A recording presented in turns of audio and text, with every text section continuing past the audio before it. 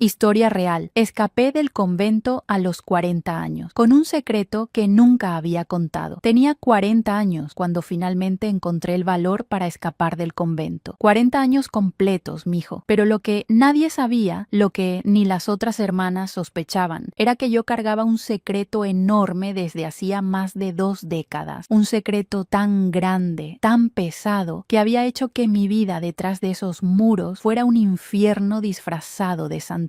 La S enorme que yo cargaba no era lo que nadie hubiera imaginado nunca. Y cuando finalmente salí de ahí, cuando finalmente me atreví a vivir la vida que me habían robado, esa S enorme casi me destruye. Todavía no entiendes de qué estoy hablando, ¿verdad? Pues espera, porque esta historia que voy a contar es de esas que te dejan sin palabras. Por favor, no olviden suscribirse al canal, dejar su like y un comentario contándonos desde dónde están escuchando esta historia. Su apoyo significa mucho para nosotros. Mi nombre es Rosa Elena Gutiérrez. Hoy tengo 73 años, pero esta historia comenzó hace más de 50 años, cuando yo era solo una muchacha de 16 años en un pueblito de Michoacán llamado Pátzcuaro. Ay, cómo era hermoso ese lugar, mijo. El lago brillando bajo el sol, las canoas de los pescadores atravesando el agua tempranito en la mañana. El olor a pescado blanco frito que salía de los restaurantes cerca del malecón. Nuestra casa quedaba en una callecita empedrada que subía hacia el cerro. Era una casa chiquita pero digna, de adobe pintado de blanco con cal, con un patio central donde mi madre, doña Soledad, tenía sus macetas de geranios rojos que cuidaba como si fueran sus otros hijos. Para que entiendas bien cómo llegué a meterme de monja y después a cargar esa S enorme por tantos años, necesito contarte cómo era mi vida de muchacha. Éramos los años 60, mijo. El mundo estaba cambiando allá afuera. Había noticias de hippies, de protestas, de mujeres quemando sostenes, pero en Pátzcuaro todo seguía igual que en los tiempos de mi abuela. Las mujeres decentes se casaban jóvenes o se metían de monjas. No había más opciones, ¿no? Mi padre, don Hermenegildo, era carpintero. Hacía los ataúdes más bonitos de toda la región, con tallados a mano de vírgenes y santos. Decía que un ataúd bonito era la última dignidad que un muerto podía tener. Trabajaba en su taller que quedaba pegado a la casa y todo el santo día se escuchaba el sonido de la sierra cortando madera y el martillo clavando clavitos. Ese sonido es de los recuerdos más vivos que tengo de mi infancia. Toc, toc, toc, todo el día. Me despertaba con ese sonido y me dormía con ese sonido. Hasta en mis sueños escuchaba el toc, toc, toc de mi padre construyendo las últimas casas para los muertos. El taller olía a madera fresca, a barniz, a viruta. A veces mi padre me dejaba entrar y me quedaba ahí parada viéndolo trabajar. Sus manos eran grandes, callosas, manchadas con barniz que nunca se quitaba completamente. Agarraba la madera con cariño, como si fuera algo vivo. Mira, mijita, me decía, la madera tiene alma. Si la tratas bien, ella te responde. Si la tratas mal, se raja, se astilla, se echa a perder. Yo veía fascinada cómo tallaba las vírgenes en las tapas de los ataúdes. Vírgenes de Guadalupe con sus rayos de sol, vírgenes del Carmen con el niño en brazos, vírgenes dolorosas con lágrimas bajando por las mejillas. ¿Por qué todas están tristes, papá?, le pregunté una vez. Porque están viendo a sus hijos muertos, mija. Todas las madres lloran cuando se les muere un hijo. Pátzcuaro era un pueblo hermoso pero triste, ¿sabes? Todo el tiempo había funerales. La gente se moría joven por fiebres, por infecciones, por accidentes. No había hospitales buenos, los doctores no llegaban rápido y mucha gente prefería ir con el curandero que con el médico. Así que mi padre siempre tenía trabajo. Hacía ataúdes para recién nacidos, chiquitos como cajitas de zapatos. Hacía ataúdes para niños, para muchachos, para adultos, para viejos, de todos los tamaños, para todas las edades. Y en las noches, cuando cerraba el taller, llegaba a casa oliendo a muerte. No es que los muertos huelan mal cuando están recién muertos, no, pero hay un olor a muerte que es diferente. Es un olor a final, a despedida, a tierra fría. Y mi padre cargaba ese olor todo el tiempo. Mi madre era costurera. Hacía vestidos para las señoras ricas del pueblo y trajes de primera comunión para los niños. Sus dedos estaban llenos de agujeritos de tanto coser, pero nunca se quejaba. Decía que Dios le había dado ese talento y que sería pecado desperdiciarlo. La veía trabajar horas y horas en su máquina Singer antigua, esa máquina negra con detalles dorados que había sido de mi abuela. El sonido de la máquina era como música, tac, tac, tac, tac, rapidito, sin parar. Y ella cantaba bajito mientras cosía. Canciones viejas, canciones de amor, canciones tristes. La que no tenga amor, que no se case,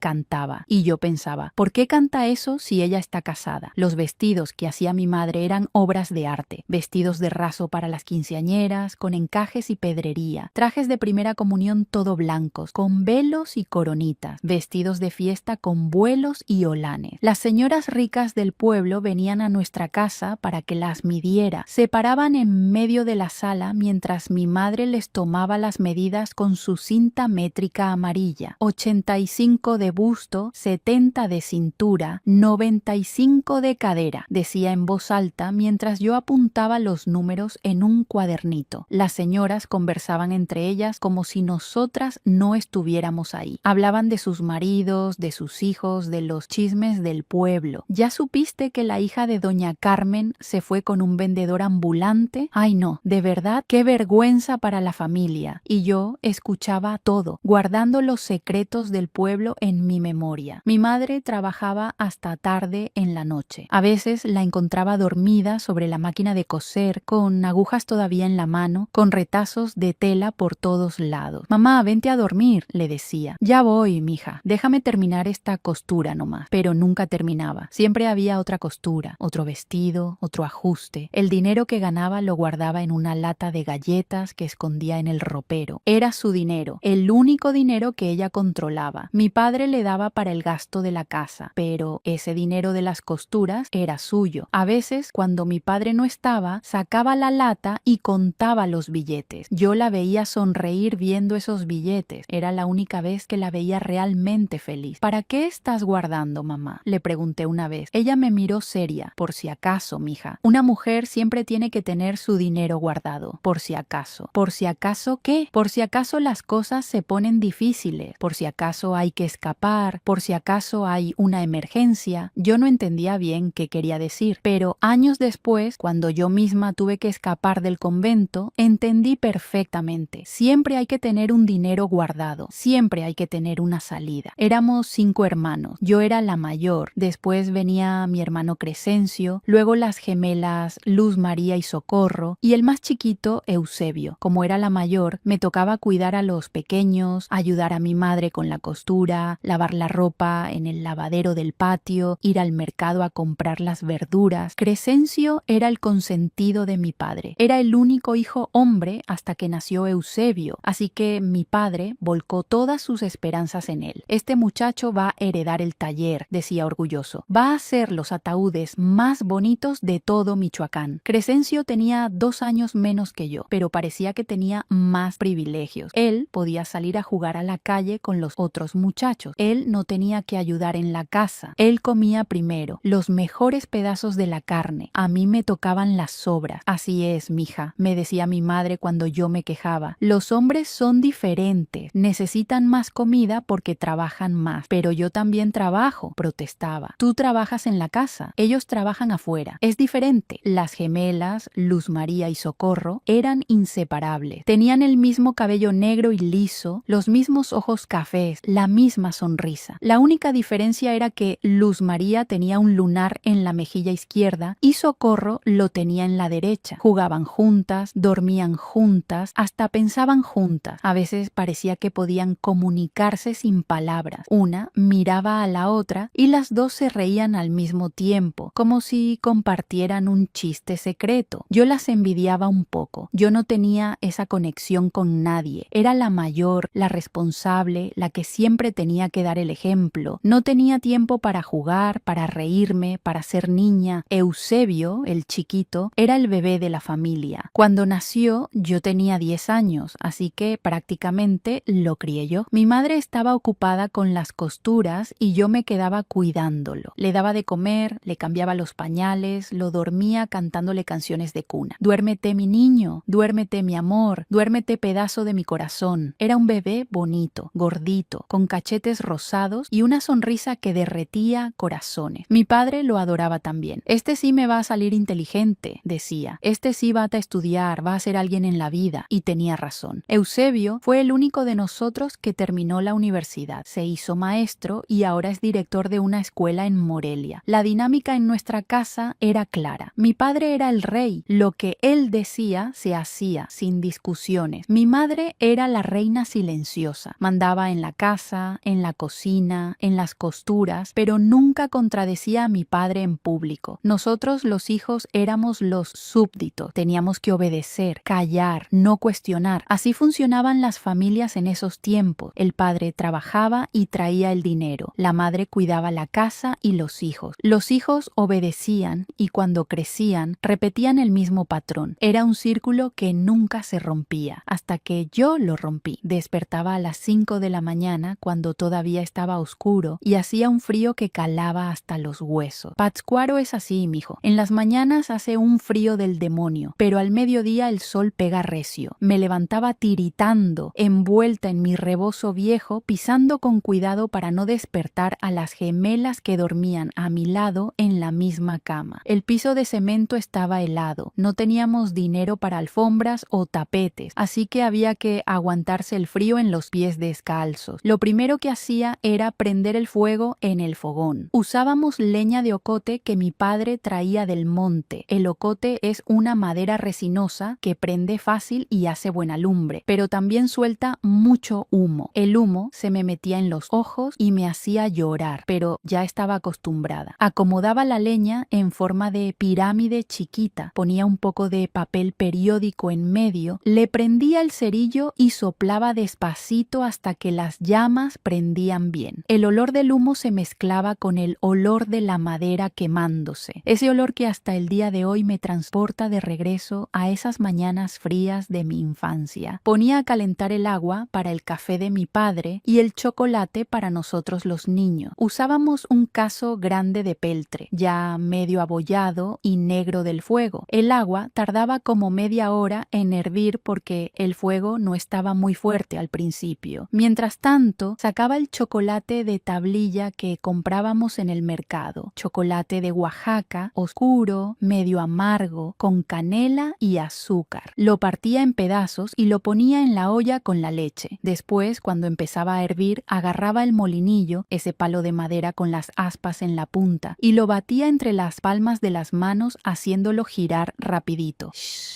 El chocolate empezaba a espumar, a crecer, a soltar ese olor delicioso que hacía que toda la casa oliera a fiesta. Mi madre hacía un chocolate espumoso con el molinillo, con canela y un poquito de piloncillo. Ese olor del chocolate caliente, mezclado con el humo de la leña, es un recuerdo que llevo tatuado en la memoria. Hasta el día de hoy, cuando huelo chocolate caliente, me acuerdo de esas mañanas en la cocina, con las manos heladas, con los ojos llorosos del humo, pero con el corazón contento porque sabía que pronto todos iban a despertar y la casa se iba a llenar de vida. Después había que hacer las tortillas. Mi madre me había enseñado desde chiquita. Teníamos la masa ya hecha del día anterior, guardada en un trapo húmedo para que no se secara. Agarrar la bolita de masa, aplastarla entre las palmas, hacer el círculo perfecto, ponerla en el comal caliente, voltearla en el momento justo para que se inflara bonito. Hacíamos como 30 tortillas cada mañana para el desayuno y otras 30 para llevar en el lonche de mi padre. Mis manos ya tenían callos de tanto hacer tortillas, las palmas duras, los dedos fuertes. Podía agarrar el comal caliente sin quemarme, voltear las tortillas con la mano sin sentir dolor. Mi madre decía que esas eran manos de mujer trabajadora, manos de las que hay que estar orgullosa. Pero yo veía las manos de las señoras ricas que venían a que mi madre les hiciera vestidos y sus manos eran suaves, blancas, con uñas pintadas y yo quería tener manos así, manos de señora que no trabaja, manos de mujer libre. Las tortillas se inflaban en el comal como globitos. Era mi parte favorita, ver cómo la tortilla plana de repente se llenaba de aire y se convertía en una pelotita gordita. Cuando la tortilla se infla así, me decía mi madre, es señal de que está hecha hecha con amor. Las tortillas hechas con coraje nunca se inflan. Yo trataba siempre de hacer mis tortillas con amor, pero había días que las hacía con coraje. Días en que no quería estar ahí, en esa cocina, haciendo tortillas para una familia que me daba por hecho. Y esos días, las tortillas salían planas, duras, sin alma. El desayuno era siempre lo mismo: frijoles refritos con manteca, un poco de queso fresco cuando había, las tortillas calentitas y el café o chocolate. Mi padre comía en silencio, concentrado, como quien tiene trabajo pesado esperándolo. A veces, cuando estaba de buen humor, nos contaba historias de los muertos para los que había hecho ataúdes. Ayer me encargaron uno para don Porfirio, el que tenía la tienda de abarrotes. Tiene que ser grande, porque el difunto era bien gordo. Se murió de un coraje que le dio cuando su hijo le robó del cajón. Mi madre lo regañaba: Hermenegildo, no estés contando esas cosas frente a los niños. Pero a nosotros nos gustaba. Era la única vez que nuestro padre hablaba de verdad. Yo estudiaba la secundaria en el Colegio de las Monjas, el Instituto Guadalupe Victoria. Era un edificio grande de cantera rosa, con un patio central donde había una fuente y una estatua de la Virgen de Guadalupe. Las monjas que nos daban clases eran estrictas, muy estrictas. Sor María del Carmen nos daba matemáticas y te pegaba con la regla en los nudillos si te equivocabas en las cuentas. Sor Teresa de Jesús nos enseñaba español y te hacía arrodillarte en granos de maíz si no te sabías la lección. Pero había una monja diferente, Sor Beatriz. Ella nos daba historia y era joven, tendría como 25 años. Tenía una cara bonita, medio redonda, con unos cachetes rosados y unos ojos color miel que brillaban cuando hablaba de los héroes de la independencia o de la revolución. Sor Beatriz hacía que la historia cobrara vida, ¿sabes? No solo nos hacía memorizar fechas, nos contaba cómo vivía la gente, qué comían, cómo se vestían, qué sentían. Imagínense ser una mujer en 1810, decía con emoción. No podías votar, no podías heredar, no podías ni siquiera salir sola a la calle sin que te llamaran indecente. Pero miren lo que hicieron Josefa Ortiz de Domínguez, Leona Vicario, todas esas mujeres valientes. Ellas cambiaron el país. Yo me quedaba fascinada escuchándola. En mi casa nunca nadie había hablado de mujeres valientes. Solo nos decían que teníamos que ser obedientes, calladas, decentes. Un día, después de clases, me quedé ayudando a Sor Beatriz a organizar los libros en el salón. Estábamos solas. Rosa Elena me dijo de repente: ¿tú qué quieres ser cuando seas grande? La pregunta me tomó por sorpresa. Nadie nunca me había preguntado eso. No sé, madre, respondí. Supongo que casarme, tener hijos, como todas. Ella me miró con esos ojos color miel y dijo algo que nunca olvidaré. ¿Y si te dijera que hay más opciones? ¿Qué podrías estudiar, ser maestra, doctora, lo que quisieras? Me reí. Mi padre nunca pagaría para que yo estudiara. Dice que la escuela para las mujeres es desperdicio de dinero. Sor Beatriz suspiró. Lo sé. La mayoría de los padres piensan así. Por eso muchas muchachas como tú terminan aquí, en el convento. Por lo menos aquí pueden seguir estudiando. Esa conversación se me quedó grabada en la cabeza. Meterse de monja para seguir estudiando. No lo había pensado así. Siempre había visto a las monjas como mujeres que se habían sacrificado, que habían renunciado a todo. Pero Sor Beatriz lo hacía sonar como una opción, como una manera de escapar del destino que me esperaba. En esos días, mi padre ya había empezado a hablar de casarme. Ya cumpliste 16, Rosa Elena. Ya estás en edad. Don Epifanio, el que tiene la ferretería, ha preguntado por ti. Don Epifanio tenía como 45 años. Era viudo con 3 hijos grandes. La sola idea de casarme con él me daba asco. Pero cuando se lo dije a mi madre, ella solo movió la cabeza. Ay, hija, una no se casa por amor. Una se casa para tener casa y comida. Don Epifanio es hombre trabajador. No te va a faltar nada. Los domingos íbamos a misa en la Basílica de Nuestra Señora de la Salud. Esa iglesia hermosa que está en el centro de Pátzcuaro. Tiene un altar principal todo dorado con una virgen vestida con ropa de verdad, con joyas y corona. Mi madre me había enseñado a rezar el rosario completo, 50 Ave Marías, 5 Padre Nuestros, todo. Yo rezaba mecánicamente, sin pensar en lo que decía, solo moviendo los dedos de cuenta en cuenta. Pero ese domingo en particular, después de la conversación con Sor Beatriz, me quedé mirando a la Virgen y pensé: ¿será que ella también quería algo diferente. ¿Será que a ella también le tocó aceptar un destino que no escogió? No sé por qué pensé eso. Supongo que por primera vez en mi vida estaba cuestionando las cosas. En la casa, la vida seguía igual. Mi hermano Crescencio iba a aprender carpintería con mi padre. Las gemelas ya tenían 10 años y mi madre las estaba entrenando en la costura. El chiquito, Eusebio, todavía jugaba en el patio con sus carritos de madera que mi padre le había hecho. Yo seguía despertando temprano, haciendo tortillas, lavando ropa, cuidando niños, estudiando por las noches a la luz de un quinqué. Mis amigas de la escuela ya se estaban casando una por una. Guadalupe se casó a los 15 con un muchacho que trabajaba en la pesca. Consuelo se fue a trabajar de sirvienta a México con una familia rica. Remedios se metió de monja a otro convento en Morelia. Yo era de las pocas que todavía seguía en la escuela. Una tarde de marzo, cuando tenía 16 años y medio, estaba en la cocina pelando papas para la comida cuando mi padre llegó temprano del taller. Venía con don Epifanio. Mi corazón se disparó. Sabía lo que eso significaba. Rosa Elena, mi padre me llamó. Ven acá. Me sequé las manos en el delantal y fui a la sala. Don Epifanio estaba sentado en la silla buena, esa que solo usábamos cuando venían visitas importantes. Era un hombre grande, con panza abultada, el bigote canoso, la cara llena de arrugas hondas. Buenas tardes, don Epifanio, dije bajito. Buenas tardes, muchacha, respondió mirándome de arriba abajo, como quien está evaluando una vaca en el mercado. Está bonita, ya está en edad. Mi padre sonrió. Sí, ya está lista para casarse. Es trabajadora, sabe cocinar, coser, todo lo que una esposa debe saber. Hablaban de mí como si yo no estuviera ahí. Entonces, ¿quedamos? Don Epifanio dijo. La boda en 2 meses. Mi padre asintió. Quedamos. Yo me quedé parada ahí, sintiendo cómo mi mundo se desmoronaba. 2 meses. En 2 meses me iba a casar con ese hombre viejo. Iba a ser madrastra de hijos que casi tenían mi edad. Iba a dejar de estudiar. Iba a convertirme en lo que mi madre era, una esclava de su casa, de su marido, de su vida. Esa noche, acostada en mi cama que compartía con las gemelas, no pude dormir. Les di vueltas y vueltas a las opciones que tenía. Opción 1, casarme con don Epifanio y resignarme. Opción 2, escapar. Pero, ¿a dónde? No tenía dinero, no conocía a nadie fuera de Pátzcuaro, no tenía manera de sobrevivir sola. Opción 3, meterme de monja. Al día siguiente, después de clases, busqué a Sor Beatriz. Madre, ¿podemos hablar? Fuimos a su oficina, un cuartito pequeño que olía a libros viejos y a cera de velas. ¿Qué pasa, Rosa Elena? Te veo preocupada. Le conté todo. La boda arreglada, don Epifanio, mi desesperación. Ella escuchó en silencio, moviendo la cabeza. Entiendo perfectamente, dijo cuando terminé. A mí me pasó algo similar. Mi padre quería casarme con un señor rico de Morelia. Por eso me metí de monja. ¿Y es feliz aquí? Pregunté. Se quedó callada por un rato. Feliz es una palabra complicada. Tengo paz, tengo propósito, sigo estudiando. Eso es más de lo que hubiera tenido casada. ¿Cree que yo podría hacerlo? Podrías, tienes buenas calificaciones. La Madre Superiora te aceptaría, pero tienes que estar segura. Una vez que entras, no es fácil salir. Esa conversación fue el punto de quiebre. Regresé a casa y esa noche, durante la cena, anuncié mi decisión. Papá, mamá, no me voy a casar con don Epifanio. Mi padre dejó caer el tenedor. ¿Qué dijiste? Que no me voy a casar, me voy a meter de monja. El silencio que siguió fue denso, pesado. Mi madre se puso pálida, mi padre se puso rojo de coraje. Te volviste loca, muchacha. Ya quedamos con don Epifanio. Pues van a tener que hablar con él. Yo ya hablé con las monjas, me aceptan. Mi padre se levantó de la mesa tan rápido que tiró la silla. En esta casa se hace lo que yo digo. Tú te vas a casar como está decidido. No me puede obligar, papá. Si me obliga a casarme, me voy a escapar. Prefiero irme quién sabe dónde antes que casarme con ese hombre. Nos quedamos viéndonos fijamente, desafiándonos. Era la primera vez en mi vida que le hacía frente a mi padre. Mi madre empezó a llorar. ¡Ay, Dios mío! ¿Qué vamos a decirle a don Epifanio? La verdad, respondí, que su hija prefirió entregarle su vida a Dios en lugar de entregársela a él. Esa noche hubo gritos, lágrimas, recriminaciones. Mi padre decía que yo era una mal agradecida, que después de todo lo que habían hecho por mí, así les pagaba. Mi madre lloraba diciendo que qué iba a decir la gente, que nos íbamos a volver la vergüenza del pueblo, pero yo me mantuve firme. Prefería 1000 veces la vida de monja que el matrimonio con don Epifanio. Al final no tuvieron más remedio que aceptar. Don Epifanio se enojó mucho. Dijo que lo habíamos humillado, pero no podía hacer nada. Una muchacha que se metía de monja no se podía tocar. Era como si ya perteneciera a Dios. 3 meses después, en junio de 1967, entré al convento de las Hermanas de la Caridad en Pátzcuaro. Tenía 17 años recién cumplidos. El día que entré, mi madre me cortó el cabello. Yo tenía el pelo largo hasta la cintura, negro y grueso. Lo había cuidado toda mi vida. Cuando lo vi caer al suelo en mechones largos, sentí como si estuviera dejando atrás mi identidad. Me pusieron el hábito, una túnica negra larga hasta los pies, un escapulario blanco, una toca blanca que me cubría toda la cabeza dejando solo la cara visible, y un velo negro encima. Cuando me miré al espejo, no me reconocí. Parecía una señora vieja, no una muchacha de 17. La vida en el convento era dura, muy dura. Despertábamos a las 4 de la mañana con el toque de campana. Teníamos media hora para vestirnos y llegar a la capilla para las laudes, la primera oración del día. La capilla estaba fría, siempre fría, porque era de pura piedra sin calefacción. En invierno te dolían los huesos de tanto frío. Rezábamos arrodilladas en las bancas de madera por 1 hora. Después venía la misa diaria. Después del desayuno, que era solo un pedazo de pan con café aguado, cada monja se iba a sus labores. Algunas trabajaban en el hospital que el convento administraba. Otras daban clases en la escuela. Otras se quedaban en el convento cocinando, limpiando, lavando. A mí me asignaron a la cocina al principio. Pasaba horas y horas pelando papas, picando cebolla, lavando ollas enormes. La madre superiora era Sor Inés del Sagrado Corazón, una mujer de como 60 años, alta, delgada, con una cara severa que parecía tallada en piedra. Hablaba poco, pero cuando hablaba, todas teníamos que obedecer inmediatamente. Había reglas para todo. No podíamos hablar durante las comidas, solo escuchar las lecturas de la Biblia. No podíamos mirar a los ojos a nadie. Teníamos que caminar con la vista baja. No podíamos reírnos fuerte, solo sonreír discretamente. No podíamos tener posesiones personales. Todo era de la comunidad. No podíamos recibir visitas sin permiso. No podíamos salir del convento, excepto en casos muy especiales. Era como una cárcel, pero una cárcel que yo había elegido. Al principio pensaba todos los días en escapar. Me arrepentía de mi decisión. Prefería estar casada con don Epifanio que ahí rezando todo el día, comiendo solo pan y sopa aguada, durmiendo en un catre duro en una celda fría. Pero después de unos meses algo cambió. Me di cuenta de que tenía algo que nunca había tenido en mi casa. Tiempo para pensar. En mi casa siempre estaba ocupada, siempre con algún hermano llorando, siempre con alguna tarea pendiente. Aquí, aunque trabajaba duro, había momentos de silencio donde podía pensar en mí misma, en lo que quería, en quién era. Y después de 1 año, me permitieron seguir estudiando. Tomaba clases de teología, de latín, de historia de la iglesia. Sor Beatriz también estaba ahí y nos volvimos cercanas. Ella era como la hermana mayor que nunca tuve. Los años empezaron a pasar. A los 19 años hice los votos temporales. Prometí pobreza, castidad y obediencia por 3 años. A los 22 renové los votos. A los 25 hice los votos perpetuos. Ya estaba decidido. Iba a ser monja para toda la vida. Mi familia venía a visitarme 1 vez al año. En Navidad venían mi madre, mis hermanos. Mi padre nunca vino. Estaba enojado conmigo todavía. Las gemelas ya estaban casadas. Crescencio se había hecho cargo del taller. Eusebio estaba estudiando en la Normal para ser maestro. La vida seguía afuera, pero yo estaba atrapada en el tiempo, en ese convento donde todos los días eran iguales. Rezar, trabajar, comer, dormir, rezar, trabajar, comer, dormir. Pero entonces pasó algo que cambió todo, algo que me hizo cargar una S enorme por el resto de mi vida en el convento. Fue en 1974. Yo tenía 24 años y llevaba 7 años de monja. Llegó una monja nueva. Se llamaba Sor María de la Luz. Venía transferida de un convento en Guadalajara. Era joven, tendría mi edad y era hermosa a pesar del hábito. Tenía unos ojos verdes que brillaban como esmeraldas y una sonrisa que iluminaba toda la habitación. La vi por primera vez en la capilla durante las laudes. Entró con la Madre Superiora y se arrodilló al final en la última banca. Yo estaba adelante, pero me volteé a mirar porque había escuchado que llegaba alguien nuevo. Cuando nuestras miradas se cruzaron por primera vez, sentí algo extraño en el pecho, como un jalón, como un reconocimiento, como si mi alma le estuviera diciendo a mi cuerpo: ahí está, la estábamos esperando, pero yo no entendía qué significaba eso. Solo sabía que no podía dejar de mirarla. Desde el primer día que la vi, algo se movió dentro de mí, algo que no entendía, algo que me daba miedo, pero al mismo tiempo me atraía. Durante la misa me descubrí volteando para verla. Durante el desayuno buscaba su cara entre todas las otras hermanas. Durante las horas de trabajo me preguntaba dónde estaría, qué estaría haciendo, si estaría pensando en mí como yo estaba pensando en ella. No podía sacarla de mi cabeza. Era como si se hubiera metido en mi mente y hubiera ocupado cada espacio libre que había ahí. La Madre Superiora la presentó después del desayuno. Hermanas, les presento a Sor María de la Luz. Viene de Guadalajara a ayudarnos en nuestras labores. Espero que la reciban con caridad y que la ayuden a adaptarse a nuestra comunidad. Todas la saludamos con una inclinación de cabeza. Ella sonrió tímidamente. Cuando sonrió, algo dentro de mí se derritió. Era una sonrisa dulce, un poco triste, como de alguien que ha sufrido pero que todavía tiene esperanza. Quería conocerla, quería hablar con ella,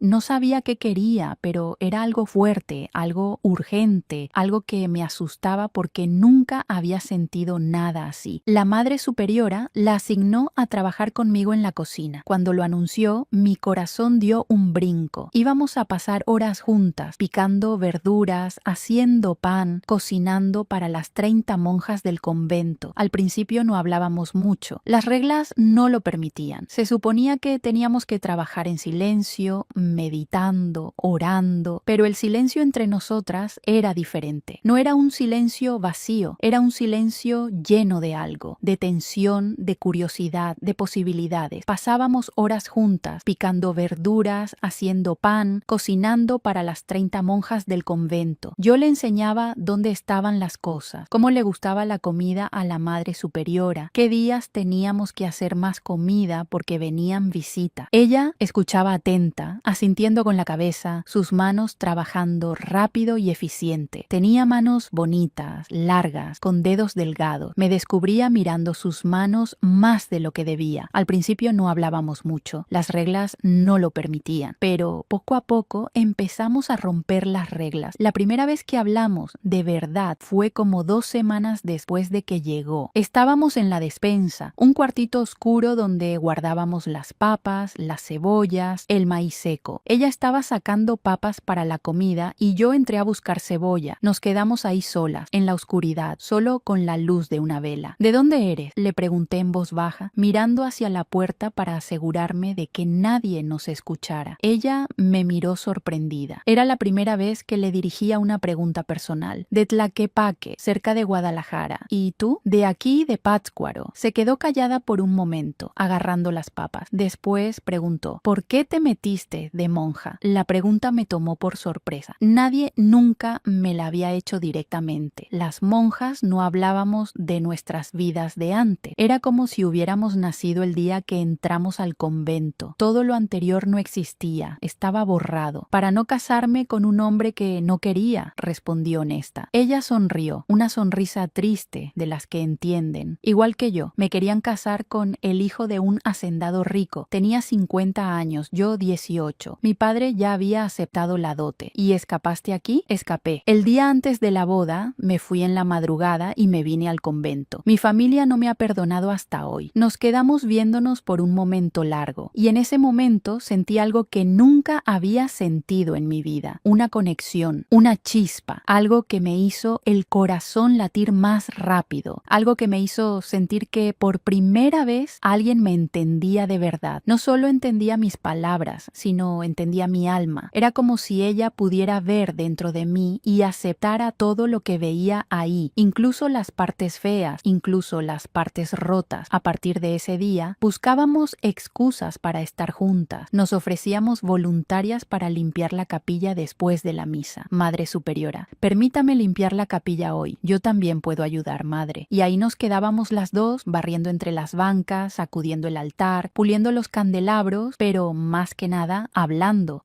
hablando en susurros, siempre vigilando que nadie entrara, siempre con el corazón en la boca del miedo de ser descubierta. Nos quedábamos hasta tarde en la cocina organizando las alacenas. Tenemos que reorganizar la despensa, madre. Está muy desordenada. Y pasábamos horas ahí moviendo sacos de frijol, acomodando latas, pero en realidad solo queríamos estar juntas, lejos de las miradas de las otras hermanas. En esos momentos robados hablábamos de todo, de nuestras familias, de nuestros sueños rotos, de cómo era la vida antes del convento. A veces me arrepiento, me confesó una noche mientras lavábamos los trastes después de la cena. Era tarde, todas las demás ya se habían ido a dormir. Solo estábamos nosotras dos en la cocina tenuemente iluminada por un quinqué. ¿De qué?, pregunté, aunque yo sabía de qué. De haberme metido aquí, siento que renuncié a vivir, siento que me enterré viva. Sus manos temblaban mientras lavaba un plato. Yo puse mi mano sobre la suya. Fue la primera vez que nos tocamos intencionalmente. Sentí una corriente eléctrica subiendo por mi brazo. Yo también lo pienso a veces, admití. Tengo 24 años y siento como si tuviera 60. Siento que mi vida ya pasó y nunca la viví. Exacto, ella dijo, y sus ojos verdes se llenaron de lágrimas. Veo a las muchachas del pueblo, las que vienen a misa los domingos, tienen novios, se ríen, sueñan con casarse, con tener hijos, y yo las veo desde atrás del velo y siento tanta envidia. Envidia de que ellas sí tienen permiso de sentir, de amar, de vivir. ¿Pero qué más podíamos hacer?, pregunté. Nuestras familias ya habían decidido por nosotras, no nos hubieran dejado hacer otra cosa. No lo sé, algo diferente, irnos a la ciudad, trabajar, estudiar, vivir solas. Hay mujeres que lo hacen. Hay mujeres que se van a México, a Guadalajara, que estudian en la universidad, que trabajan en oficinas, que viven vidas independientes, pero nosotras no somos de esas, dije. Venimos de familias tradicionales, no nos hubieran dejado, nos hubieran buscado, nos hubieran traído de regreso, nos hubieran encerrado. Ya lo sé, ella suspiró, pero igual me arrepiento de haber elegido esta muerte en vida. Esas conversaciones se volvieron más frecuentes. Cada noche encontrábamos una excusa para quedarnos juntas después de que las demás se iban a dormir. A veces en la cocina, a veces en la capilla, a veces en el huerto. Hablábamos de nuestros miedos, de nuestros sueños, de las vidas que no vivimos. Y poco a poco, sin darnos cuenta, nos estábamos enamorando. No sabía ponerle nombre a lo que sentía. No tenía palabras para describirlo. Solo sabía que cuando estaba con ella, me sentía completa. Cuando estaba lejos de ella, sentía un vacío en el pecho. Cuando la veía entrar a una habitación, mi corazón se aceleraba. Cuando nuestras manos se rozaban accidentalmente, sentía electricidad. Cuando se reía, yo quería reírme también. Cuando lloraba, yo quería abrazarla y decirle que todo iba a estar bien. Un día, estábamos en el huerto del convento, cosechando jitomates. Era verano y hacía mucho calor. Un calor sofocante que hacía que el hábito se pegara al cuerpo. El sudor nos corría por la cara debajo de las tocas. Trabajábamos en silencio, arrancando los jitomates maduros, poniéndolos en canastas. El huerto olía a tierra mojada y a plantas de tomate. Ese olor verde y fuerte que se te mete en la nariz. Las abejas zumbaban alrededor de las flores, los pájaros cantaban en los árboles. Era un momento de paz, de esos que te hacen olvidar por un instante que estás en una cárcel. Ella se quitó la toca por un momento para limpiarse el sudor. Miró alrededor para asegurarse de que nadie la veía. Su cabello era corto, como de 2 centímetros, pero era rizado y castaño. Le hacía unos rulos chiquitos en la cabeza. Se veía diferente sin la toca. Se veía más joven, más vulnerable, más humana. «Te ves bonita», le dije sin pensar. Las palabras salieron de mi boca antes de que pudiera detenerlas. Ella me miró sorprendida con los ojos muy abiertos. «No deberías decir eso. Es vanidad, es pecado. Lo sé, pero es cierto». Su cara se puso roja. No sabía si de pena o de calor. Ella sonrió. Era una sonrisa tímida, casi imperceptible, pero yo la vi. «Tú también eres bonita, Rosa Elena, aunque no te veas al espejo». En el convento no teníamos espejos. La madre superiora decía que los espejos fomentaban la vanidad, que las monjas no debían preocuparse por su apariencia física. Solo había un espejo pequeño en el baño para que nos pudiéramos peinar el poquito de cabello que teníamos. Yo casi nunca me veía en él. Había olvidado cómo era mi cara. «¿De verdad?», pregunté. «De verdad. Tienes unos ojos hermosos, color color café oscuro, casi negro, y cuando sonríes, aunque casi nunca sonríes, tu cara se ilumina toda. Nadie nunca me había dicho que era bonita. En mi casa nunca hablábamos de esas cosas. La belleza era vanidad y la vanidad era pecado. Las niñas decentes no se preocupaban por su apariencia, se preocupaban por ser buenas, obedientes, trabajadoras, pero escuchar a María de la Luz decirme que era bonita me hizo sentir algo nuevo, algo cálido en el pecho, algo parecido a la felicidad. Seguimos cosechando jitomates en silencio, pero algo había cambiado entre nosotras. Ya no éramos solo compañeras de trabajo, éramos algo más, algo que todavía no tenía nombre, pero que estaba creciendo como las plantas de tomate que teníamos enfrente, despacio pero seguro. Esa noche, acostada en mi celda, no pude dormir. ¿Qué estaba pasando? ¿Por qué me sentía así con Sor María de la Luz? ¿Por qué mi corazón latía rápido cuando estaba cerca de ella? ¿Por qué soñaba con ella? Traté de rezar, de pedirle a Dios que me quitara esos pensamientos, pero no funcionaba. Cada día que pasaba, mis sentimientos se hacían más fuertes, y lo peor era que ella parecía sentir lo mismo, la manera en que me miraba, la manera en que siempre buscaba excusas para tocarme la mano cuando me pasaba algo, la manera en que sonreía cuando yo entraba a la habitación. Algo estaba pasando entre nosotras, algo prohibido, algo que si alguien se enteraba nos iba a destruir. Una noche de septiembre había tormenta, una de esas tormentas bravas de Michoacán que hacen temblar las paredes, que hacen que las tejas del techo suenen como tambores que iluminan todo el cielo con relámpagos que parecen rajas en el firmamento. El viento aullaba como animal herido, pegando en las ventanas, silbando por las rendijas de las puertas. Yo estaba en mi celda tratando de dormir, pero era imposible. Cada trueno me hacía brincar, cada relámpago iluminaba mi cuarto por un segundo mostrando las paredes desnudas, el crucifijo colgado sobre mi cama, la silla con mi hábito cuidadosamente doblado. Estaba acostada, mirando el techo, escuchando la tormenta y pensando en ella. Siempre estaba pensando en ella. Se había vuelto una obsesión. Pensaba en ella cuando despertaba, cuando rezaba, cuando cocinaba, cuando me acostaba. Su cara era lo último que veía antes de dormir y lo primero que buscaba cuando despertaba. De repente escuché que alguien tocaba mi puerta. Toc, toc, toc. Suavecito, casi imperceptible bajo el ruido de la tormenta. Mi corazón se aceleró. ¿Quién sería a esas horas? Ya pasaba de medianoche. ¿Quién es? Susurré, sin atreverme a hablar más alto. Soy yo, María de la Luz. Su voz sonaba temblorosa, asustada. Me levanté de un salto y abrí la puerta despacito para que no hiciera ruido. Ella estaba ahí, temblando, con los ojos llenos de lágrimas, abrazándose a sí misma. Incluso en la oscuridad podía ver que estaba aterrada. ¿Qué pasó? Susurré mirando hacia el pasillo para asegurarme de que nadie más estuviera despierto. Tengo miedo de la tormenta. ¿Puedo quedarme contigo? Sus palabras salieron entrecortadas, como si le costara trabajo hablar. Sabía que era contra las reglas. Las reglas eran claras. Cada monja tenía que dormir sola en su celda. No se permitían visitas nocturnas. Si nos descubrían, nos iban a castigar severamente, pero no podía dejarla así, temblando en el pasillo, con la cara llena de lágrimas. Entra, rápido. La jalé hacia adentro y cerré la puerta con cuidado. Nos sentamos en la orilla de mi cama. La cama era angosta, solo para una persona. Tuvimos que sentarnos muy juntas, nuestros hombros tocándose. La tormenta tronaba afuera, cada vez más fuerte. Las paredes temblaban, los relámpagos iluminaban todo. Desde niña le tengo miedo a las tormentas, me dijo entre sollozos. Mi hermano mayor murió porque le cayó un rayo cuando tenía 10 años. Estaba jugando en el campo cuando empezó la tormenta. Corrió a refugiarse debajo de un árbol y el rayo le cayó directamente. Lo encontramos horas después, su cuerpo quemado, sus ojos abiertos mirando al cielo. Desde ese día, cada vez que truena, me acuerdo de él. Me acuerdo de su cuerpo tirado en la tierra mojada. Mi corazón se apretó escuchando su historia. Le agarré la mano. Sus dedos estaban helados. No pasa nada. Aquí estás segura. El rayo no puede entrar aquí. Ella apretó mi mano fuerte. Gracias por dejarme entrar. Sé que es contra las reglas. Las reglas son estúpidas, dije. Son reglas hechas por personas que nunca han tenido miedo, que nunca han necesitado a alguien en medio de la noche. Nos quedamos así, agarradas de la mano, escuchando la tormenta. Su mano, poco a poco, se fue calentando con el contacto de la mía. mía. Podía sentir su pulso en la muñeca, latiendo rápido, nervioso. La tormenta empezó a calmarse un poco. Los truenos se alejaban, los relámpagos eran menos frecuentes, pero ninguna de las dos se movió. Nos quedamos ahí sentadas en la oscuridad, agarradas de la mano sin decir nada. El silencio entre nosotras estaba cargado de algo, de tensión, de expectativa, de deseo. Podía escuchar su respiración, sentir el calor de su cuerpo tan cerca del mío, y de repente, sin que ninguna de las dos planeara, ella se volteó hacia mí y me besó. Fue un beso suave, tembloroso, lleno de miedo y de esperanza al mismo tiempo. Sus labios eran suaves, cálidos. El beso duró solo un segundo, tal vez dos, pero en ese segundo mi mundo cambió completamente. Me quedé paralizada, con los ojos cerrados, sintiendo todavía la presión de sus labios en los míos. ¿Qué estaba pasando? ¿Qué acababa de pasar? Pero mi cuerpo sabía qué estaba pasando. Mi cuerpo había estado esperando esto sin que yo lo supiera. Después de un segundo de shock, le devolví el beso. Puse mi mano en su mejilla y la acerqué más a mí, y nos besamos de verdad. Un beso largo, profundo, lleno de años de soledad, de años de negación, de años de escondernos de quiénes éramos realmente. Cuando nos separamos, ambas estábamos llorando. Ella tenía los ojos llenos de lágrimas. Perdón, perdón, perdón, repetía entre sollozos. No sé qué me pasó. No debía hacerlo. Es pecado mortal. Sus manos temblaban, tapándose la cara. No te disculpes, le dije agarrándole las manos para que dejara de taparse. Yo también lo quería. Lo he estado queriendo desde el primer día que te vi. Ella me miró con esos ojos verdes llenos de lágrimas, llenos de miedo, pero también llenos de amor. De verdad, no sé qué significa esto. No sé qué somos, pero sé que siento algo por ti que nunca he sentido por nadie. Yo también, ella susurró. Desde que llegué aquí, tú eres lo único que me hace feliz, lo único que hace que este lugar sea soportable. Cuando estoy contigo, me olvido de que estamos encerradas, me olvido de que renunciamos a nuestras vidas. Contigo me siento viva. Esa noche dormimos juntas, abrazadas en mi cama estrecha, escuchando la tormenta afuera que poco a poco se fue alejando hasta convertirse en un murmullo distante. Era la primera vez que dormía abrazada con alguien, la primera vez que sentía el cuerpo de otra persona tan cerca del mío, y por primera vez en mi vida me sentí completa. Sentí que estaba donde debía estar, con quien debía estar. Ya no estaba sola, ya no estaba vacía, estaba llena de amor, llena de felicidad, llena de miedo también, porque sabía que lo que estábamos haciendo era imposible, era prohibido, era peligroso, pero también sentí un terror enorme, porque sabía que lo que estábamos haciendo era un pecado mortal según la iglesia. Sabía que si nos descubrían, nos iban a expulsar del convento con deshonra. Sabía que nuestras familias nos iban a repudiar. Sabía que la sociedad nos iba a tratar como enfermas, como pervertidas, como demonios. Sabía que en los años 60, en un pueblito de Michoacán, dos mujeres amándose era algo impensable, algo imperdonable, algo que merecía castigo, y aún así no podía parar lo que estaba sintiendo. Era más fuerte que yo, era más fuerte que el miedo, era más fuerte que la culpa, era más fuerte que todo. Así empezó todo, así empecé a cargar la S enorme que me acompañó por los siguientes 16 años. La S enorme no era otra cosa más que un secreto, el secreto de amar a otra mujer, el secreto de tener una relación prohibida dentro del convento, el secreto de vivir una doble vida. Hacia afuera éramos dos monjas devotas, ejemplares, que cumplían todas las reglas. Hacia adentro éramos amantes, buscábamos cualquier momento para estar juntas. Nos encontrábamos en la capilla cuando todas estaban durmiendo. Nos escondíamos en el sótano donde guardaban las provisiones. Una vez hasta nos arriesgamos en la biblioteca entre los estantes de libros viejos. Era una vida de terror constante, siempre con miedo de que alguien nos descubriera, siempre inventando excusas de por qué estábamos juntas, siempre fingiendo. Sor Beatriz, mi amiga, empezó a sospechar. Un día me llamó aparte. Rosa Elena, ¿está todo bien contigo y Sor María de la Luz? Mi corazón se disparó. Sí, madre, ¿por qué? Las veo mucho tiempo juntas. Solo quiero asegurarme de que no están desarrollando una amistad particular. Ya sabes que eso está prohibido. En el convento, las amistades particulares eran pecado. Las monjas tenían que amar a todas por igual. No podían tener favoritas, no podían podían tener relaciones cercanas. No se preocupe, madre, solo somos compañeras de trabajo. Pero ella no se veía convencida. Ten cuidado, Rosa Elena, las apariencias importan. Después de esa conversación tratamos de ser más discretas, pero era difícil. Estábamos enamoradas, queríamos estar juntas todo el tiempo. Nos escribíamos cartitas que escondíamos en los libros de oraciones, nos mandábamos miradas durante las misas, encontrábamos maneras de tocarnos las manos cuando pasábamos los platos en la comida. Los años pasaron así: 1975, 1976, 1977. Yo cumplí 30 años, María de la Luz también. Éramos monjas maduras ya, respetadas en la comunidad. Yo daba clases de historia en la escuela. Ella trabajaba en el hospital cuidando enfermos, pero nuestra vida secreta continuaba. El peso del secreto era enorme. Me despertaba en las noches con pesadillas de que nos descubrían. Soñaba que la Madre Superiora nos arrastraba a las dos a la capilla y nos obligaba a confesar nuestro pecado frente a todas. Soñaba que nos excomulgaban, que nos echaban del convento, que nuestras familias nos rechazaban. A veces le decía a María de la Luz que teníamos que parar, que esto no podía seguir así. No puedo parar, me decía llorando. Tú eres la única razón por la que sigo aquí. Sin ti, este lugar es un infierno. En 1980, cuando yo tenía 30 años, pasó algo terrible. Sor Beatriz nos descubrió. Fue un domingo por la tarde. Las demás monjas habían ido a una procesión en el pueblo. Nosotras nos habíamos quedado con la excusa de que teníamos que terminar unos pendientes. Estábamos en mi celda, abrazadas, besándonos, cuando la puerta se abrió de repente. Sor Beatriz se quedó parada ahí, con la cara completamente blanca, con los ojos muy abiertos. Dios mío, susurró, ¿qué están haciendo? María de la Luz empezó a llorar histérica. Por favor, madre, no diga nada, por favor. Yo me quedé paralizada. Sor Beatriz cerró la puerta despacio. Vístanse bien, las espero en mi oficina en 5 minutos. Esos 5 minutos fueron los más largos de mi vida. María de la Luz no podía parar de llorar. Nos van a expulsar, nos van a humillar. Ay, Dios mío, ¿qué vamos a hacer? Cálmate, le dije, aunque yo también estaba aterrada. Vamos a hablar con ella, a lo mejor entiende, pero yo sabía que no iba a entender. ¿Cómo iba a entender? Lo que estábamos haciendo era imperdonable según todas las reglas de la iglesia. Fuimos a la oficina de Sor Beatriz con las piernas temblando. Ella estaba sentada atrás de su escritorio, con las manos juntas, viéndonos con una mezcla de tristeza y decepción. Siéntense, dijo. Nos sentamos. ¿Cuánto tiempo ha estado pasando esto? No dije nada. María de la Luz tampoco. Respóndanme. ¿Cuánto tiempo? 6 años, finalmente admití. Sor Beatriz cerró los ojos. 6 años. Dios mío, 6 años viviendo en pecado mortal. Madre, nosotras no lo vemos así, traté de explicar. Nos amamos de verdad. No es pecado amar. Claro que es pecado, dijo firme. Ustedes hicieron votos de castidad. Prometieron entregarle su cuerpo y alma a Dios. Y están rompiendo esos votos de la manera más grave. ¿Va a decirnos con la Madre Superiora? María de la Luz preguntó con voz temblorosa. Sor Beatriz se quedó callada por un rato largo. Finalmente suspiró. No. Las dos levantamos la cabeza sorprendidas. No, no voy a decir nada, pero con una condición, la que sea, dije desesperada. Esto tiene que terminar. Hoy, ahora. No más encuentros a escondidas, no más cartitas, no más miradas. Se acabó. Pero madre, María de la Luz empezó a protestar. No hay peros. O termina ahora o voy con la Madre Superiora y las expulso a las dos. Ustedes eligen. Nos quedamos viéndonos, María de la Luz y yo. Ella estaba llorando. Yo también tenía lágrimas en los ojos. Está bien, dije. Se acabó. Salimos de esa oficina destrozadas. Esa noche nos vimos por última vez a solas en la capilla. No puedo hacer esto, María de la Luz me dijo llorando. No puedo estar aquí sin ti. Me voy a volver loca. Yo tampoco puedo, admití. Pero no tenemos opción. Sor Beatriz nos tiene agarradas. Entonces escapemos, las dos. Huyamos de aquí y vivamos juntas en algún lugar donde nadie nos conozca. La idea era tentadora, pero también era imposible. ¿Con qué dinero? ¿A dónde iríamos? No conocemos a nadie afuera. Nuestras familias nos repudiarían. La iglesia nos perseguiría. No me importa, ella dijo. Prefiero ser pobre y libre contigo que seguir viviendo esta mentira. Pero yo tenía miedo, demasiado miedo. Esperemos un tiempo, le dije. Dejemos que las cosas se calmen. Luego vemos qué hacemos. Fue un error. Debí haber escapado con ella esa noche. Debí haber tenido el valor, porque lo que pasó después fue peor que cualquier castigo. 2 semanas después, María de la Luz desapareció. Una mañana mañana simplemente no estaba en la capilla para las laudes. La Madre Superiora hizo una búsqueda por todo el convento. No estaba en ningún lado. Su celda estaba vacía. Había dejado el hábito doblado en la cama y una nota: no puedo más. Perdónenme. Se había ido. Había escapado sola y me había dejado atrás. Me sentí traicionada, enojada, devastada, pero también entendí. Ella había tenido el valor que yo no tuve. La Madre Superiora estaba furiosa. Llamó a la familia de María de la Luz, pero ellos dijeron que no sabían nada, que no había regresado a su casa. La buscaron por todos lados, pero nunca la encontraron. Era como si se la hubiera tragado la tierra. Yo me quedé ahí, sola, cargando el secreto, cargando el peso de haber amado y perdido, cargando la culpa de no haber tenido el valor de irme con ella. Sor Beatriz nunca dijo nada. Cumplió su promesa de guardar el secreto, pero me miraba con lástima. Sabía que yo estaba sufriendo. Los años siguientes fueron los más oscuros de mi vida. Caí en una depresión profunda. No quería levantarme en las mañanas, no quería rezar, no quería comer, solo quería morirme. Pero las monjas no se pueden morir así nomás. Tienes que seguir viviendo, cumpliendo con tus obligaciones, fingiendo que estás bien. Me volví una experta en fingir. Sonreía cuando tenía que sonreír. Rezaba cuando tenía que rezar. Enseñaba mis clases como robot, pero por dentro estaba muerta. Muerta de dolor, de nostalgia, de arrepentimiento. Pasaron 5 años así. 5 años donde todos los días me despertaba esperando una carta de ella, alguna seña de que estaba bien, de que pensaba en mí. Pero nunca llegó nada. En 1985, cuando tenía 35 años, algo cambió. Mi madre enfermó de cáncer. La Madre Superiora me dio permiso de ir a cuidarla en sus últimos meses. Fue la primera vez en casi 20 años que salí del convento por más de un día. La casa de mis padres se veía más chiquita de lo que recordaba. Mi padre, que ahora tenía 70 años, se veía viejo y cansado. Mis hermanos ya todos tenían sus propias familias. Yo era la única que había quedado sola. Mi madre estaba en cama, flaquita, amarilla, con los ojos hundidos, pero cuando me vio sonrió. Mijita, viniste. Me senté a su lado y le agarré la mano. Claro que vine, mamá. ¿Estás feliz en el convento?, me preguntó. Era la primera vez que alguien me preguntaba eso directamente. No sé, mamá, dime la verdad. ¿Eres feliz? Las lágrimas empezaron a correr por mi cara. No, mamá, no soy feliz. Nunca he sido feliz ahí. Ella suspiró. Lo sabía, siempre lo supe. ¿Por qué nunca dijiste nada? Porque pensé que era tu decisión. Pensé que era lo que querías. Lo que yo quería era no casarme con don Epifanio, pero meterse de monja no era la solución. Solo cambié una cárcel por otra. Mi madre cerró los ojos. Entonces sal de ahí, mija. Todavía estás joven. Tienes 35 años. Puedes empezar de nuevo. No puedo, mamá. Hice votos perpetuos. Es para toda la vida. Los votos los hiciste tú. Tú también los puedes romper. Esa conversación se me quedó grabada. Mi madre murió 2 semanas después. En su funeral, mi padre me habló por primera vez en casi 20 años. Tu madre tenía razón. Si no eres feliz ahí, sal. La vida es muy corta para vivirla infeliz. Regresé al convento con esas palabras martillando en mi cabeza. Pero todavía me faltaban 5 años más para juntar el valor de escapar. 5 años donde la vida siguió igual. Rezar, trabajar, fingir. Hasta que en 1990, cuando tenía 40 años, pasó algo que fue la gota que derramó el vaso. Llegó una monja nueva. Era jovencita, tendría como 23 años. Se parecía a María de la Luz. Tenía los mismos ojos verdes, la misma sonrisa, y de repente todos los sentimientos que había enterrado volvieron. El amor, el dolor, la nostalgia, la culpa. Me di cuenta de una cosa terrible. Si me quedaba ahí, iba a vivir el resto de mi vida como muerta en vida, atormentada por recuerdos, cargando un secreto que me estaba pudriendo por dentro. Esa noche tomé una decisión. Me iba a ir. Iba a escapar como María de la Luz había escapado 10 años antes. Iba a recuperar mi vida. Tenía 40 años. No era vieja. Todavía podía empezar de nuevo. Empecé a planear mi escape. Ahorré el poquito dinero que me daban para gastos personales. Escribí cartas a mis hermanos preguntándoles si me podían ayudar. Crescencio me respondió: ven a Morelia. Puedes quedarte con nosotros hasta que encuentres trabajo. Era todo lo que necesitaba saber. Una mañana de noviembre de 1990 me desperté antes que las demás. Me vestí con ropa normal que había conseguido a escondidas. Dejé el hábito doblado en la cama. Dejé una nota nota igual que María de la Luz había dejado. No puedo más, perdónenme. Y salí caminando del convento a las 5 de la mañana, cuando todavía estaba oscuro. Caminé por las calles de Pátzcuaro, viendo cómo amanecía, sintiendo el aire frío en la cara, sintiendo por primera vez en 23 años que estaba viva de verdad. Tomé el autobús a Morelia. Durante todo el viaje lloré. Lloré de alivio, de miedo, de emoción, de tristeza por todos los años perdidos. Cuando llegué a Morelia, mi hermano Crescencio me estaba esperando en la terminal. Me abrazó fuerte. Bienvenida al mundo, hermana. Y así empezó mi nueva vida. A los 40 años, los primeros meses fueron durísimos. No sabía hacer nada del mundo moderno. No sabía manejar dinero. No sabía tomar el camión. No sabía cómo vestirme. No sabía cómo hablar con la gente normal. 23 años en el convento me habían dejado como una niña en cuerpo de mujer de 40. Pero poco a poco fui aprendiendo. Conseguí trabajo en una tienda de telas. Aprendí a manejar la caja registradora. Aprendí a sonreír a los clientes. Aprendí a vivir sola, porque después de unos meses me mudé a mi propio cuartito. Era chiquito, pero era mío. Por primera vez en mi vida tenía un espacio que era solo mío. La soledad era difícil. Había pasado de vivir con 30 monjas a vivir completamente sola. A veces me daban ganas de regresar al convento. Por lo menos ahí tenía rutina, tenía compañía, tenía propósito, pero me recordaba por qué me había ido. No podía vivir más con ese secreto. No podía seguir fingiendo ser quien no era. Y entonces, un año después de haber salido, en 1991, pasó algo que nunca esperé. Estaba trabajando en la tienda cuando entró una cliente. Era una mujer como de 45 años, bien vestida, con el cabello corto. Cuando la vi, el corazón se me detuvo. Era ella, María de la Luz. Nos quedamos viéndonos sin decir nada por un momento largo. Ella se veía diferente, más madura, más segura de sí misma, pero seguía siendo hermosa. Rosa Elena, dijo finalmente. María, respondí. Nos fuimos a tomar un café ese mismo día, y ahí me contó todo. Me contó cómo había escapado esa noche, cómo había llegado a Ciudad de México sin dinero, sin conocer a nadie, cómo había dormido en albergues, había trabajado en lo que fuera, cómo había conocido a otras mujeres como ella, cómo había encontrado una comunidad, un lugar donde podía ser ella misma sin esconderse. ¿Y tú?, me preguntó. ¿Por qué te tardaste tanto? Tenía miedo, admití. Miedo de salir, miedo de lo que iba a encontrar, miedo de vivir. Yo también tenía miedo, dijo, pero tenía más miedo de quedarme ahí cargando ese secreto para siempre. Ese secreto nos estaba matando, Rosa Elena. Tenía razón. La S enorme que habíamos cargado por tantos años nos había robado la vida. El secreto de amar a alguien del mismo sexo en un lugar donde eso era el pecado más grave. El secreto de vivir una doble vida. El secreto de fingir ser santas cuando nos sentíamos pecadoras. Ese secreto había sido un peso enorme que nos había aplastado durante años. ¿Eres feliz ahora?, le pregunté. Más feliz de lo que nunca fui en el convento, respondió. Tengo una pareja, vivimos juntas, no nos podemos casar legalmente, pero nos casamos en nuestro corazón. Tengo un trabajo que me gusta, tengo amigas que me aceptan como soy. Soy libre, libre, qué palabra tan hermosa. Yo también quiero ser libre, le dije. María de la Luz me ayudó, me presentó a su comunidad. Conocí a otras mujeres que habían pasado por cosas similares, mujeres que habían sido rechazadas por sus familias, mujeres que habían tenido que esconderse toda su vida, mujeres que finalmente habían encontrado el valor de ser ellas mismas. Y poco a poco yo también empecé a sanar, empecé a aceptarme, empecé a entender que amar a otra mujer no me hacía mala persona, no me hacía pecadora, solo me hacía humana. A los 43 años conocí a Patricia. Era maestra de primaria, 10 años más joven que yo. Era dulce, paciente, comprensiva. Me enamoré de ella despacio y esta vez no tuve que esconderme. Vivimos juntas por 20 años hasta que murió de un infarto hace 10 años. Fueron los años más felices de mi vida. Hoy tengo 73 años. Vivo sola, pero no me siento sola. Tengo amigas, tengo sobrinos que me visitan, tengo una vida plena. Mi familia finalmente me aceptó, mis hermanos, mis sobrinos, todos saben quién soy y me quieren así. La iglesia me excomulgó oficialmente cuando salí del convento, pero no me importa. Encontré una espiritualidad más auténtica fuera de esas paredes Y ¿saben qué? Nunca me arrepentí de haber salido. Lo único de lo que me arrepiento es de haberme tardado tanto, de haber perdido 20 años de mi vida cargando una S enorme que no tenía por qué cargar. El secreto de ser quien era, el secreto de amar a quien amaba. Ese secreto me robó mi juventud, me robó mi felicidad, me robó la oportunidad de vivir auténticamente. Pero al final encontré el valor de soltarlo, de dejarlo ir, de vivir en la verdad. Por eso decidí contar esta historia hoy, porque todavía hay muchas mujeres, muchos hombres, muchas personas cargando secretos enormes que los están matando por dentro. Secretos sobre quiénes son, sobre a quién aman, sobre lo que sienten. Y quiero decirles que no tienen que cargar ese peso, que pueden soltarlo, que pueden vivir en la verdad. Sé que no es fácil, créanme que lo sé. Yo pasé 23 años cargando ese secreto, 23 años despertando cada mañana con miedo de que alguien descubriera quién era yo realmente. 23 años rezando por perdón por sentimientos que no eran pecado. 23 años fingiendo ser alguien que no era. Sé que da miedo decepcionar a la familia, da miedo ser rechazado, da miedo perder todo lo que conoces, da miedo enfrentar el juicio de la sociedad, da miedo admitir ante ti mismo que eres diferente, que no encajas en el molde que te pusieron desde que naciste. Pero también sé que vivir en la mentira es peor